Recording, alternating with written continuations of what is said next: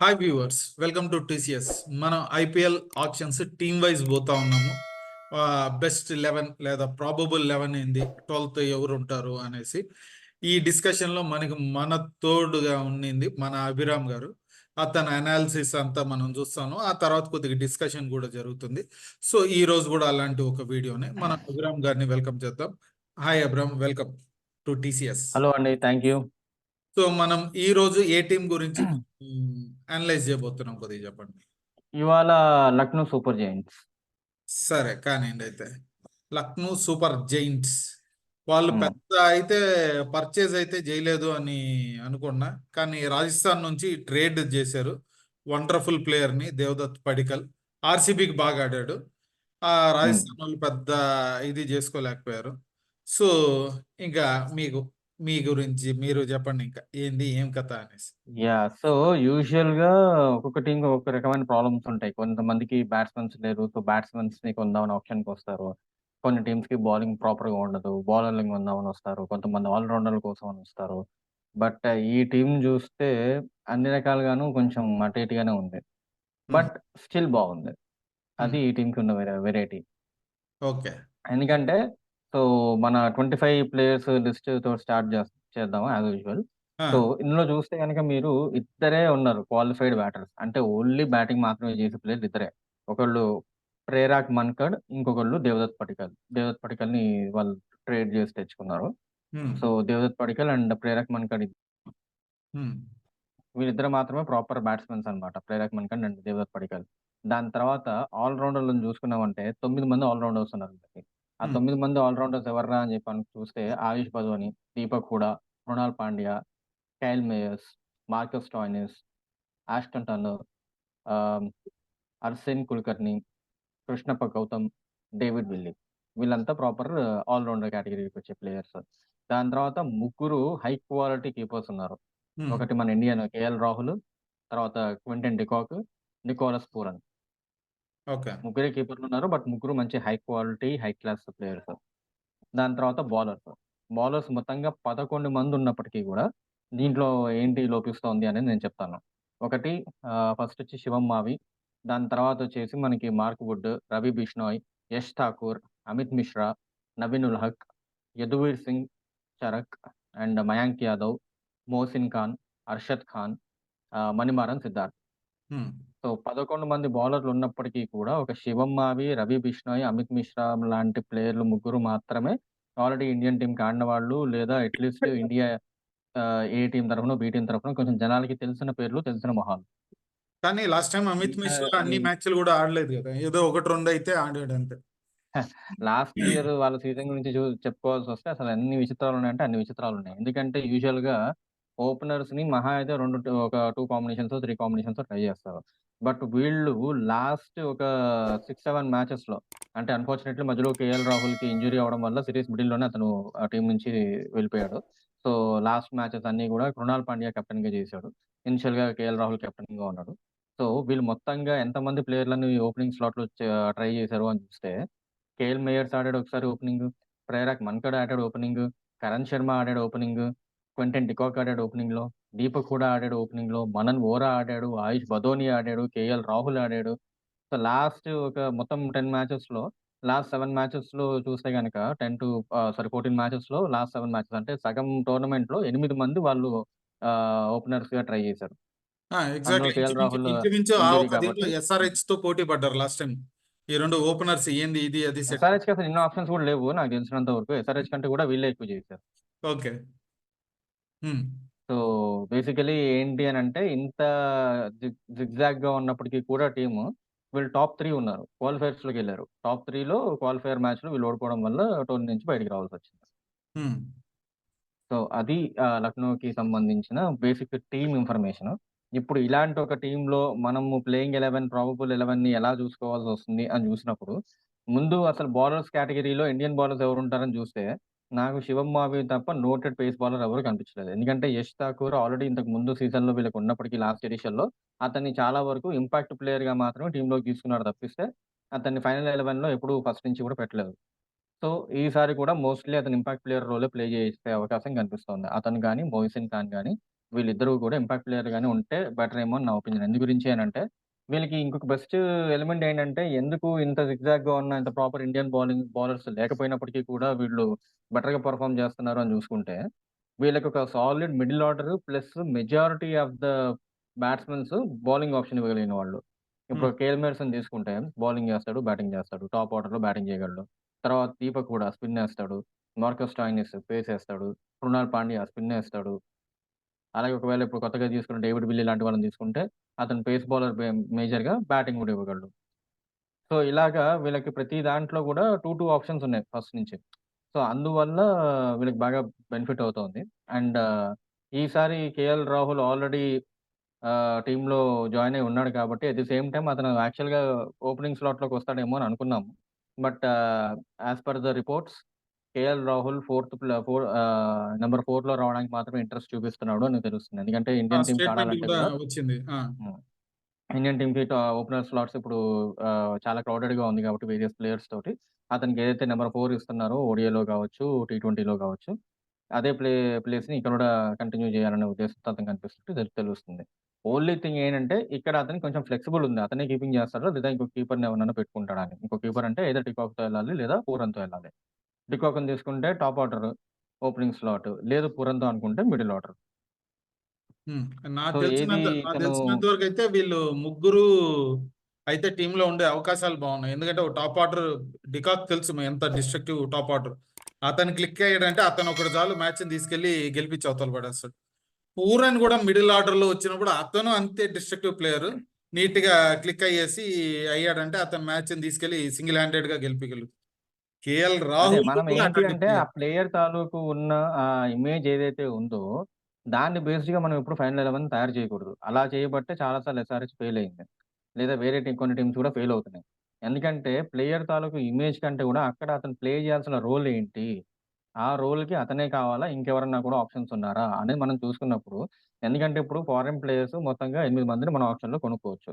అందులో నలుగురు మాత్రమే ఫైనల్ 11లో ఆడడానికి కుదురుతుంది.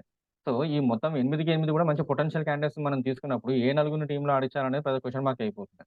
సో, అప్పుడేంటంటే ఎవరికి ఏ రోల్ అసైన్ చేయాలి అనే దాన్ని బట్టి మాత్రమే మనం సెలక్షన్ తీసుకోవాలి. సో, ఒక రకంగా చూసుకుంటే ఇప్పుడు ఒకవేళ ముగ్గురికి ముగ్గురు ఆడారు అనుకుంటే మీరన్నట్టుగా డికాక్, పూరన్, రాహుల్ 3 బౌలింగ్ ఆప్షన్‌లు పోతున్నాయి. హ్మ్.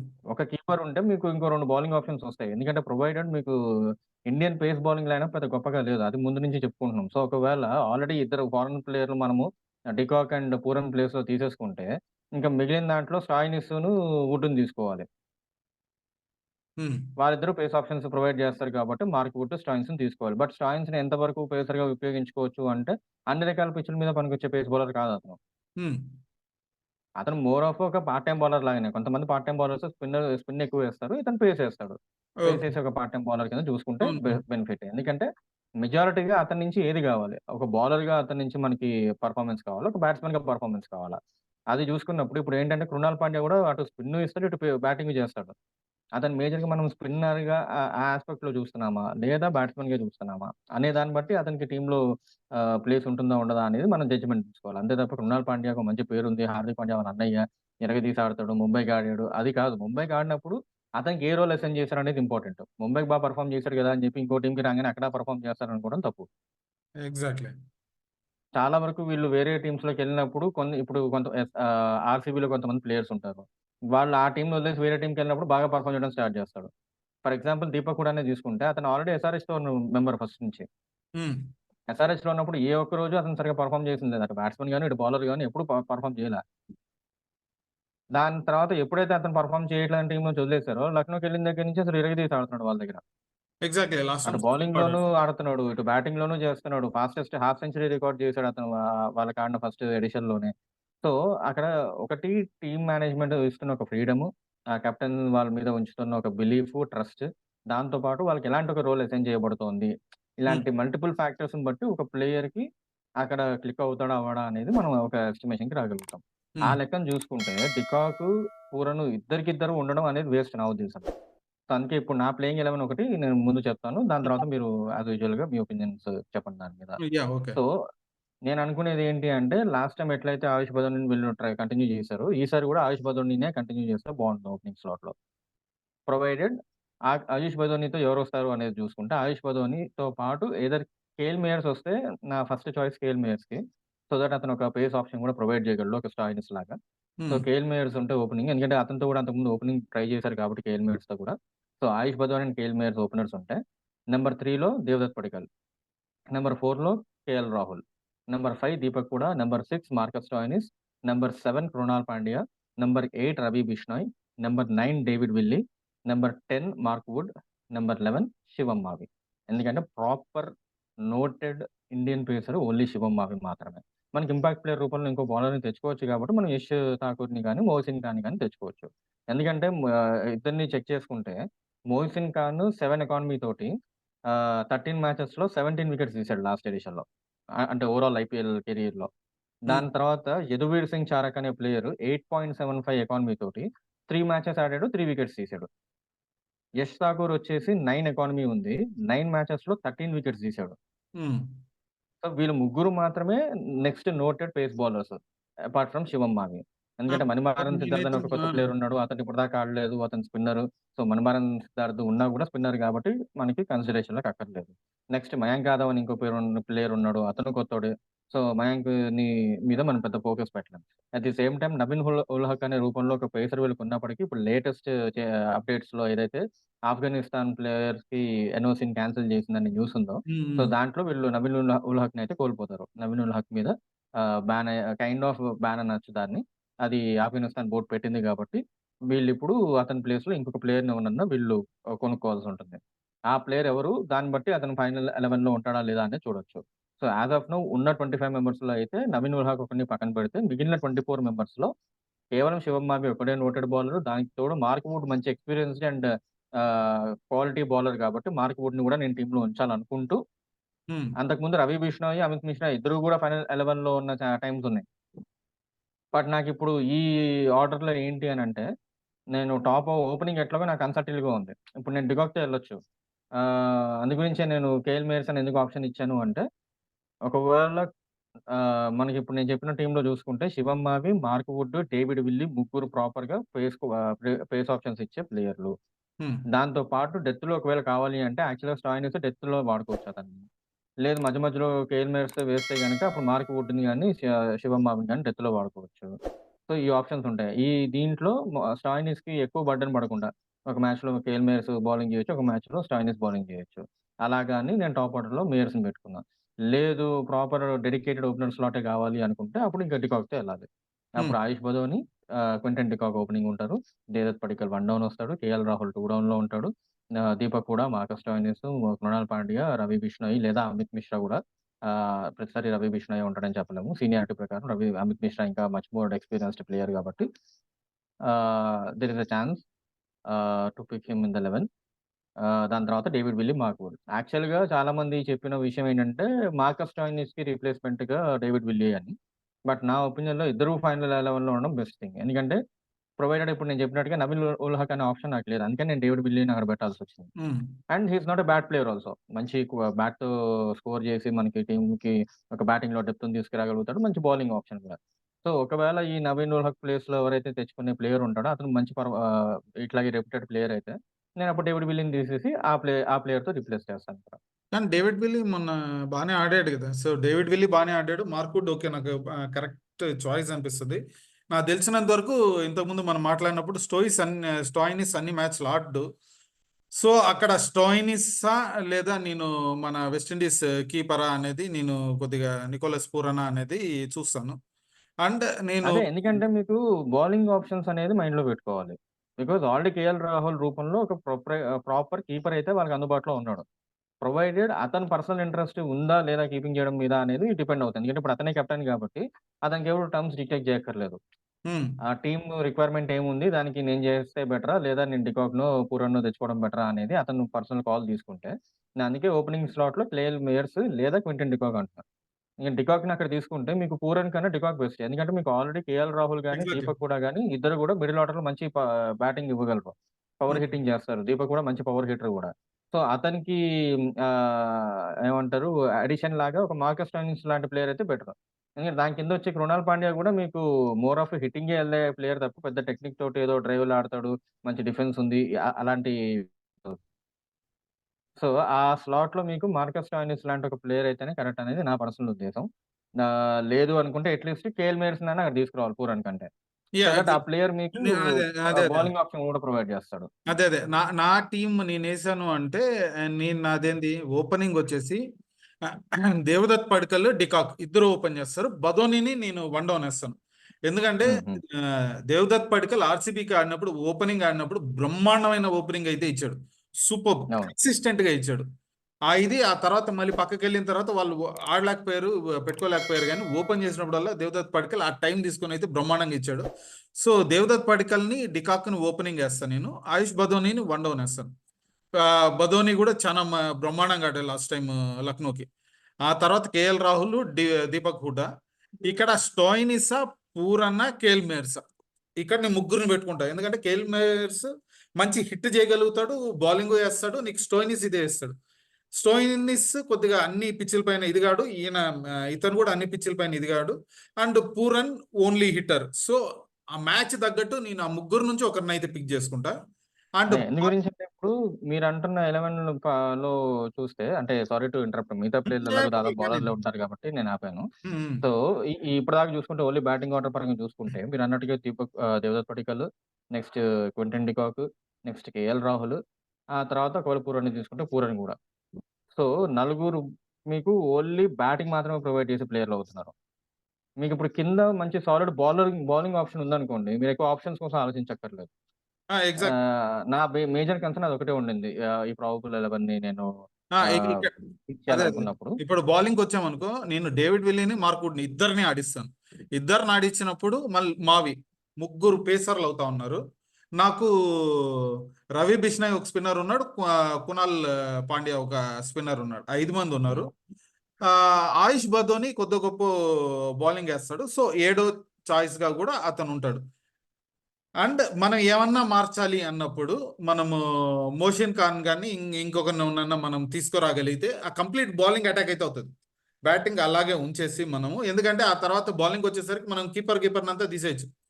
ఆ డికాక్ని కానీ, పూరాన్ని కానీ ఒక ఫారెన్ ప్లేయర్ని తీసేసి హ్యాపీగా మనం అక్కడ ఇండియన్ మీరు దేవదత్ పడిక్కల్‌ని కూడా తీసేసి దేవదత్ పడిక్కల్ ప్లేస్‌లో పెట్టొచ్చు. పెట్టొచ్చు. సో ఒక బౌలింగ్ డికాక్‌ని మీరు తీయలేదు. ఎందుకంటే డికాక్ టీమ్‌లో ఉన్నాడు అంటే అతనికి కీపింగ్ ఇవ్వడం బెస్ట్ ఆప్షన్.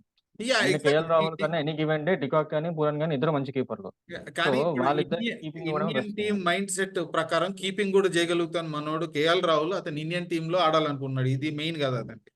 ఇండియన్ టీమ్ లో ఆడాలి అండ్ కెప్టెన్సీ కూడా చేస్తా ఉన్నాడు బట్ కాబట్టి. మేనేజ్‌మెంట్‌కి తెలుసు గదా! అతను ఫుల్ టైమ్ ప్రొఫెషనల్ కీపర్ కాదని ఆల్రెడీ మేనేజ్‌మెంట్‌కి తెలిసే ఇన్ని రోజుల నుంచి కంటిన్యూ చేస్తున్నారు. ఇప్పుడు అతను కొత్తగా ఏదో నేను కీపింగ్ కూడా చేయగలను అని పంత్‌లాగా ప్రూవ్ చేసుకోవాల్సిన సిట్యుయేషన్ లేదు కేఎల్ రాహుల్‌కి లేదు. అదే మీరు ఎత్తారు కదా పేరు పంత్. పంత్ వస్తున్నప్పుడు ఇప్పుడు అతని కీపింగ్ చేశాడంటే మళ్ళీ ఈక్వేషన్స్ మారిపోతాయి.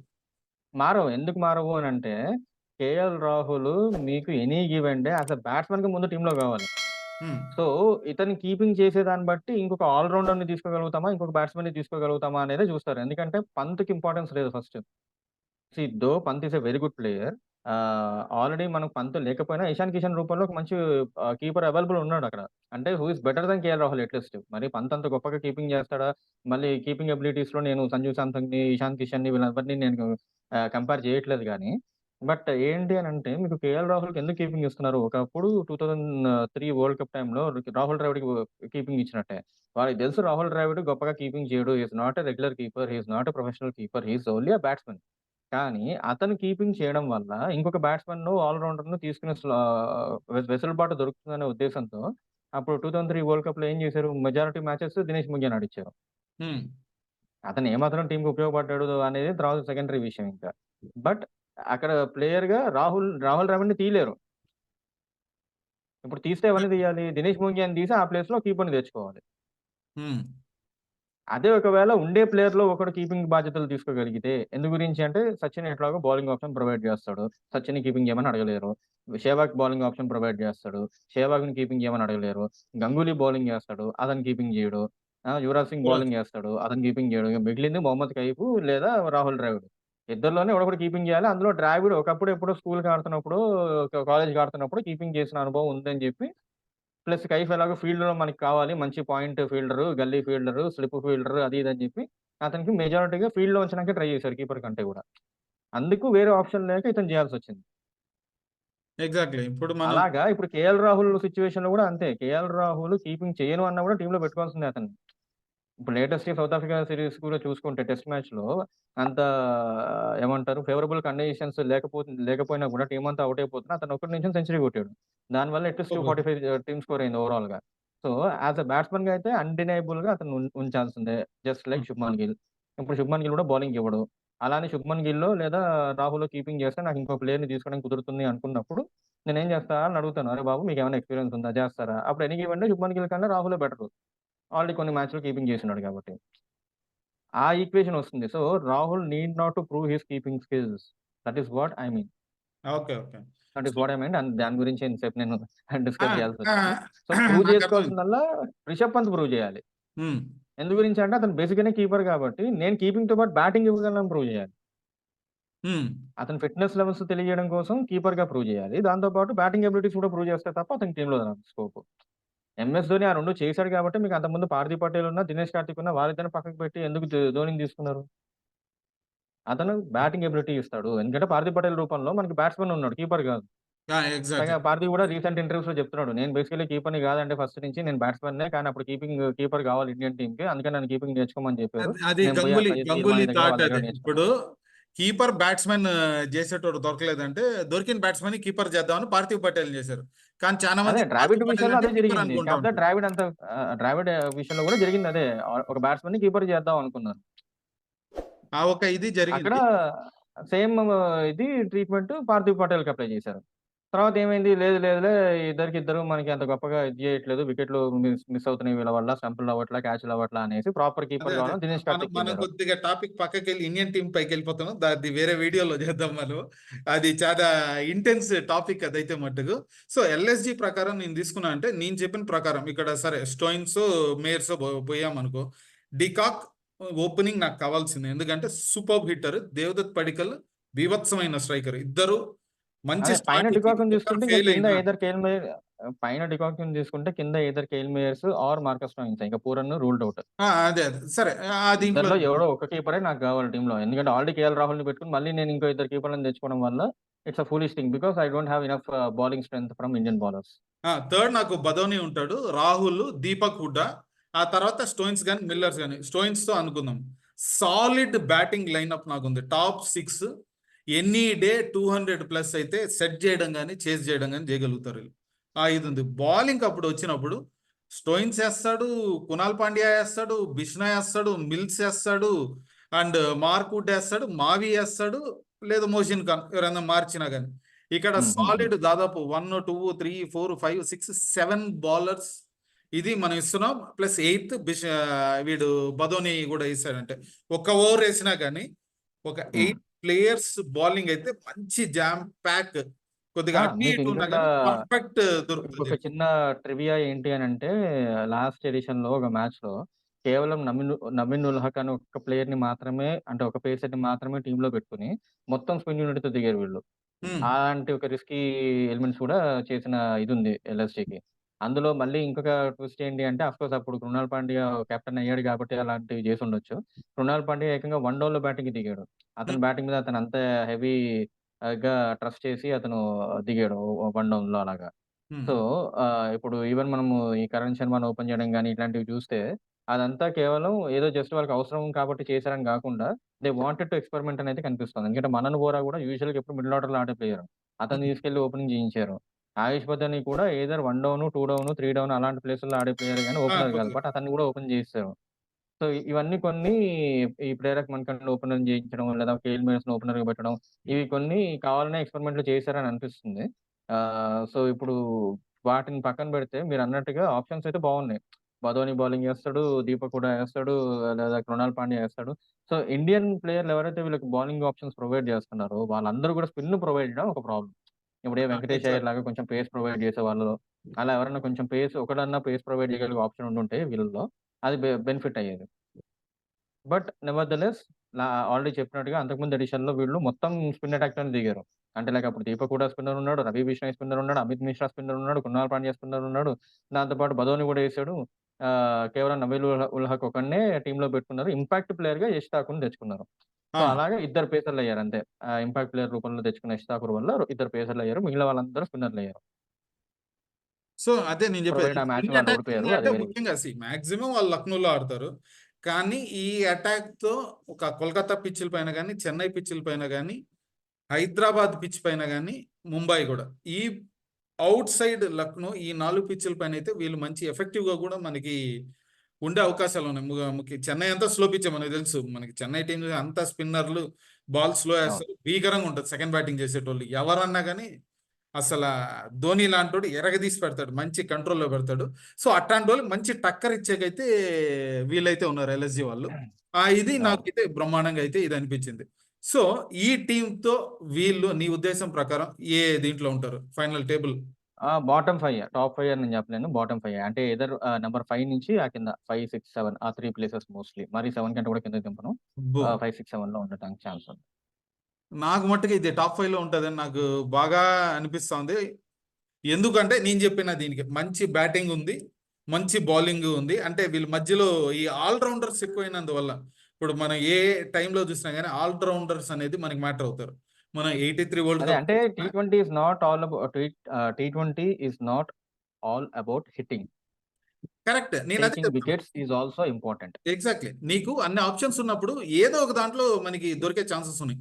మనం 3 వరల్డ్ కప్‌లు దొరకడం వేరు. గెలిచాము. మీకు ప్రాపర్ బౌలింగ్ యూనిట్టే లేదు ఫస్ట్ అండ్ ఫార్‌మోస్ట్. ఇప్పుడు ఆర్‌సీబీకి గురించి మాట్లాడుకుంటున్నప్పుడు అక్కడ కూడా డిస్కస్ చేద్దాం. సిమిలర్ పాయింట్ ఆ! వాళ్ళు కూడా అది అది కిందకొచ్చిన బ్రహ్మాండంగా ఉంటదిలే. నాకు తెలిసినంత వరకు ఆర్‌సీబీది సో, ఇప్పుడు సూపర్ ఈ ఉంటది. లిస్ట్‌లో కూడా మనకి we don't have proper bowling unit. Indian bowling unit. మీకు బ్యాటింగ్‌లో స్ట్రెంత్ పెంచుకోవాలనుకుంటే మీరు పూరన్‌ను, డికాక్‌ని తెచ్చుకుంటారు. కింద బౌలింగ్ వీక్ అయిపోద్ది.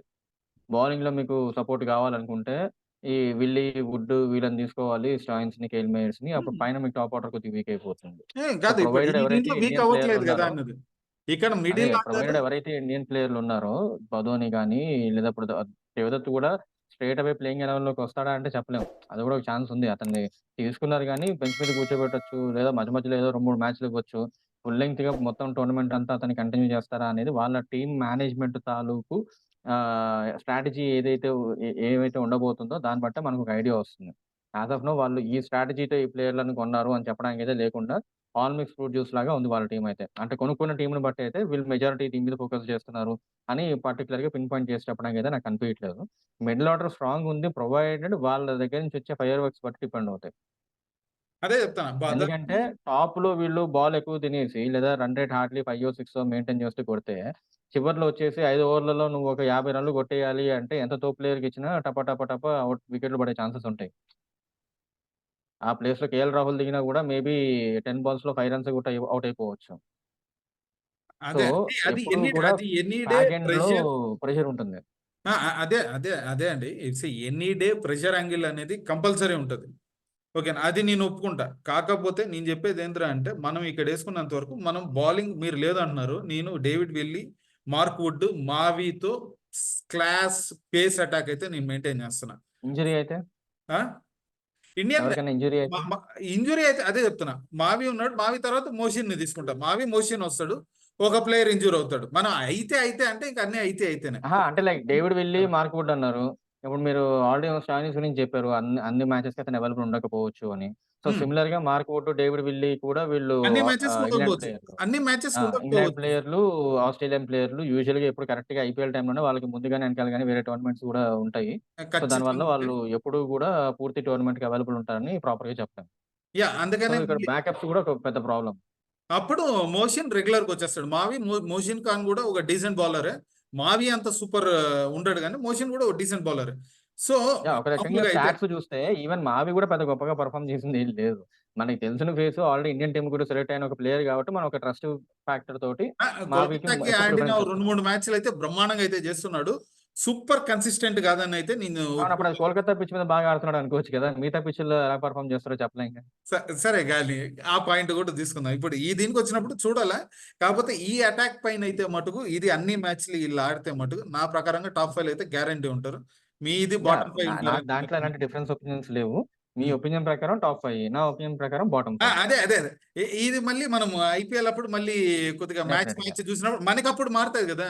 ఈ కొత్త హ్మ్. టీం వచ్చి అంటే నేను ఏమాత్రం మధ్య చేంజ్ మధ్యలో అయ్యారు. ఎందుకు ఆపిన కన్సర్న్స్ చెప్తున్నాను అంటే చూసే వ్యూవర్స్‌కి గూడా అంటే వాళ్ళు ఒక ఒపీనియన్ ఫార్మ్ చేసుకుంటారు గదా! మన అనాలిసిస్ ప్రకారం. సరే అయితే ఓకే. వ్యూవర్స్ కూడా ఒక అభిరామ్ ఇది చెప్పింది అడుగుదాం. కరెక్ట్. మీరు చూసి మీకు ఎల్ఎస్జిలో ఏ ప్లేయింగ్ 11 ఉంటది, ఏది బెస్ట్ 11 ఉంటదో మీకేమనిపించిందో అది కింద కామెంట్స్ లో రాయండి. అదే. అది చూసి దీని అదే గురించి వాళ్ళు డిస్కస్ ఆలోచించడం చేద్దాం. కోసం ఆ పర్మిటేషన్స్ అండ్ కాంబినేషన్స్ గురించి డిస్కషన్ పెడుతున్నా అంతే. హ్మ్. ఎందుకంటే ఇప్పుడు కొంతమంది అభిరామ్ చెప్పింది కరెక్ట్ అనుకోవచ్చు. ఎందుకు అనే దాని కోసం వాళ్ళకి వీడియోలోనే రీజన్స్ దొరకాలి. కొంతమందికి భాను గారు చెప్పింది కరెక్ట్ అనిపించొచ్చు. సో, ఆ భానుప్రకాష్ చెప్పింది ఎందుకు కరెక్ట్ అనేది దానికి కూడా రీజన్స్ ఇందులోనే కనిపియాలి.